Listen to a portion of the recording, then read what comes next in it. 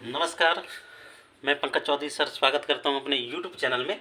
आज हम लोग देखेंगे इंग्लिश ग्रामर और ट्रांसलेशन में यूज ऑफ शैल बी और विल बी। तो शैल बी का प्रयोग कहाँ करना है और विल बी का प्रयोग कहाँ करना है, इस चीज़ को देखेंगे। तो यहाँ पे देखिएगा कि जब वाक्य की जो पहचान होती है तो वाक्य के अंत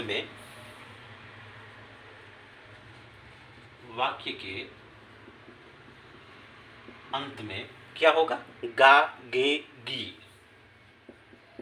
गा गे गी इत्यादि हो और वाक्य के भाव से स्पष्ट हो कि स्थिति भविष्य में अस्थायी रूप से बनी रहेगी। और जो स्थिति है भविष्य में अस्थायी रूप से बनी रहेगी, ठीक ना। तो उसका प्रयोग आपका शैल बी और विल बी के हिसाब से होता है। अब यहाँ देखेंगे कि आई वी के साथ शैल बी लगाते हैं, आई और वी के साथ शैल बी का प्रयोग होता है, ठीक ना। और अन्य सभी सब्जेक्ट के साथ विल बी का प्रयोग, ठीक ना, होता है। अब यहाँ पे कुछ चीज़ें समझ लेंगे, बेसिक चीज़ें समझ लेंगे कि किसके साथ किसका प्रयोग करना बेहद अच्छा रहेगा, ठीक ना।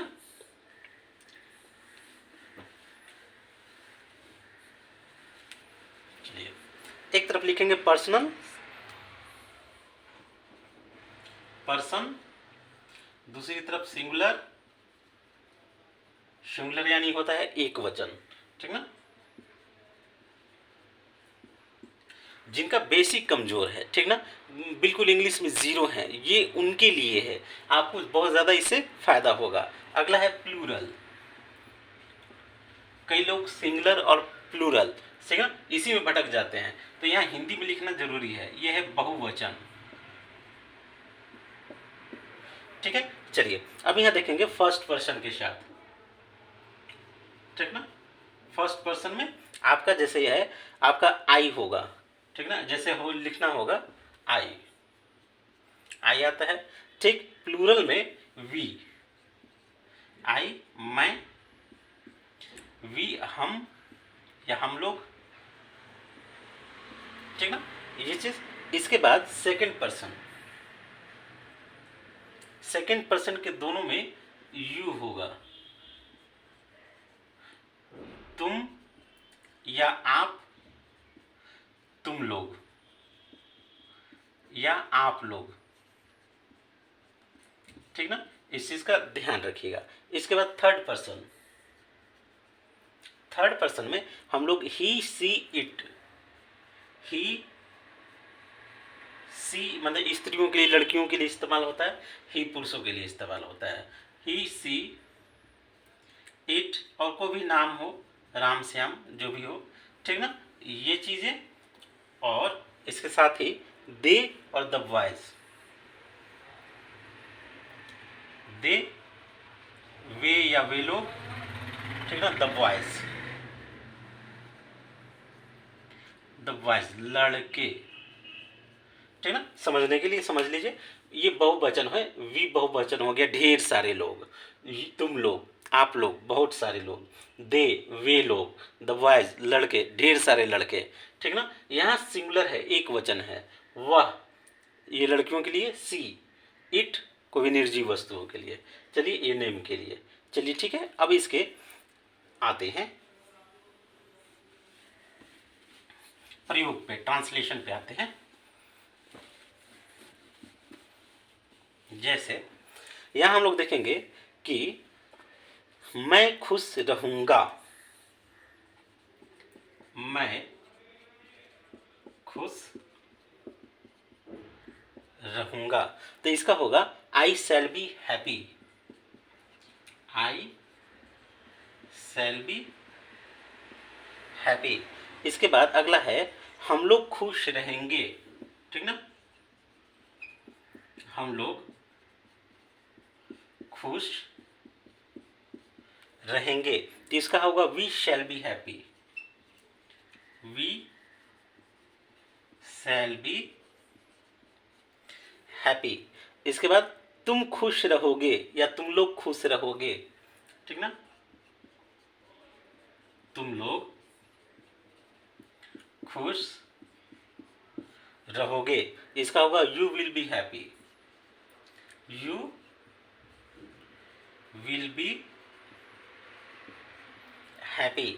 नेक्स्ट है कि वह खुश रहेगा, वह खुश रहेगा, तो ही विल बी हैप्पी,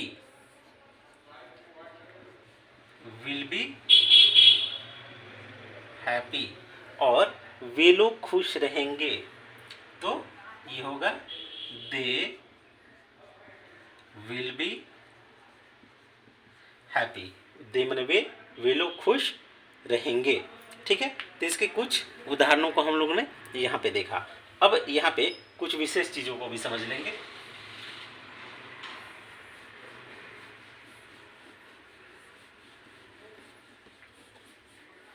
चलिए, यहाँ पे हम ये चीज़ जान लेंगे कि शैल बी और विल बी का प्रयोग यह दर्शाती है कि कोई स्थिति भविष्य में अस्थायी रूप से बनी रहेगी। इन दोनों का प्रयोग क्या दिखता है, कोई भी स्थिति, कोई भी स्थिति भविष्य में अस्थायी रूप से बनी रहेगी। जैसे अगर आप किसी को देखकर वेशभूषा से किसान होने का अनुमान लगाते हैं तो आप कहते हैं कि वह एक किसान होगा। जैसे एग्जाम्पल है, वह एक किसान होगा। तो यहाँ लिखेंगे तो इसका अनुवाद होगा he would be a farmer, he would be a farmer, be a farmer. अब यहाँ हम लोग देखेंगे कि यह वर्तमान समय का बोध करा रहा है। ये क्या कह रहा है कि वह एक किसान होगा, तो ये वर्तमान समय का बोध हो रहा है। यहाँ इसकी अंग्रेजी he will be a farmer नहीं होगी, क्योंकि he will be a farmer, अगर he will be a farmer करेंगे, मान लीजिए he will be a farmer अगर इसको लिखते हैं, ठीक ना, तो इसका अर्थ है कि आने वाले समय में वह एक किसान बनेगा जो अपनी स्थिति को, इसका अर्थ हो गया आने वाले समय में वह एक किसान बनेगा, ठीक ना, ये चीज। तो यहां पे हम देखें कि वह एक किसान होगा, ठीक ना। ये कुछ स्पेशल चीजें हैं जिसको आपको जानना, आपके लिए जानना बेहद जरूरी है। तो वह एक किसान होगा कि इसका इंग्लिश में ट्रांसलेट होगा कि ही वुड बी ए फार्मर।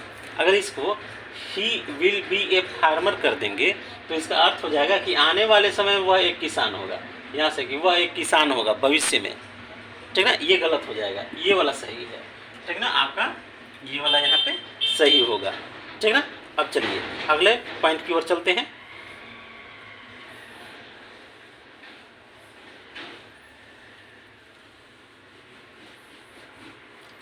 चलिए अगला देखेंगे, प्रतिज्ञा या दृढ़ निश्चय का भाव दिखाने के लिए। प्रतिज्ञा, किसी वाक्य में प्रतिज्ञा की बात हो रही हो तथा दृढ़ निश्चय का भाव, तथा दृढ़ निश्चय का भाव व्यक्त हो रहा हो। किसी प्रतिज्ञा या फिर दृढ़ निश्चय का भाव अगर व्यक्त दिखाने के लिए आई वी के साथ विल, तो यहाँ पे आई और विल के साथ, सॉरी माफ कीजिएगा, वी के साथ विल का प्रयोग करेंगे, ठीक ना। आई वी के साथ पलट देंगे, यहाँ पे विल का प्रयोग करेंगे क्योंकि यहाँ प्रतिज्ञा की बात हो रही है और दृढ़ निश्चय की बात हो रही है, ठीक ना। अब एक और you he see it they के साथ और you he C they it के साथ यहाँ पे हम लोग शैल का प्रयोग कर देंगे। यहाँ क्या करेंगे, सेल, जहाँ पे प्रतिज्ञा की बात हो रही है, ठीक है ना, यहाँ हम लिख चुके हैं। देखिए प्रतिज्ञा या दृढ़ निश्चय का अगर भाव उत्पन्न हो रहा है तब ऐसा करेंगे, हमेशा नहीं करेंगे। जैसे एग्जाम्पल से आप लोग समझ जाइएगा।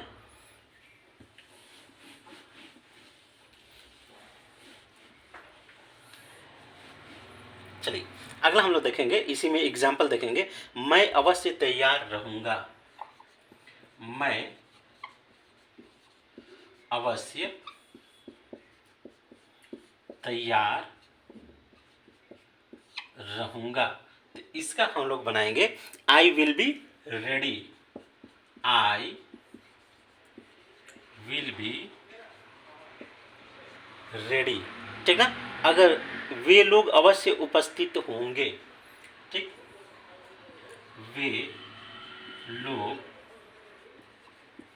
अवश्य उपस्थित होंगे, तब यहां हम लोग बनाएंगे they shall be present, they shall be present, ठीक है ना। चलिए ये हो गया, आज इतने ही, क्योंकि इंक ने धोखा दे दिया है। इसको हम भर लेते हैं तुरंत 2 मिनट में, उसके बाद अगला यहाँ से नेक्स्ट वीडियो बना देंगे। Thank you.